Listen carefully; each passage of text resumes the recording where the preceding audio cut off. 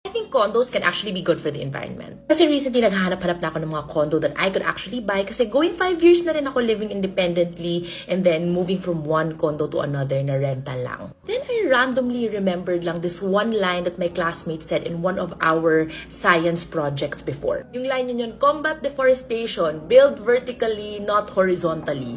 That's when it struck me, especially now I'm living in Metro Manila and like mga nearby places na ngayon, nag-start na din maging urbanized. First of all, marami ng mga condo ngayon na mas sustainable yung style ng pag-build nila. For example, itong condo na nahanap ko, which is Garden City, na-amaze ako sa layout nila kasi it is very, very much generous in terms of open spaces and green spaces talaga. Condos like this are pretty nice because they're both nature-inspired, sustainable, at the same time low-cost sila. And second, kung iisipin ninyo, ang isang condo can house hundreds of people. Compare mo sa, let's say, mag-build ka ng mga subdivision na nag-take up ng so much space pero few people live lang. And of course, condos nowadays, like the one that I gave an example earlier, magiging good investment na rin sila like houses kasi pwede nang maging Airbnb and even if you try to sell it in the future, tumataasin yung presyo nila like houses. I'm not saying that houses are entirely bad, but I'm just saying that to some extent, condos can be good for the environment.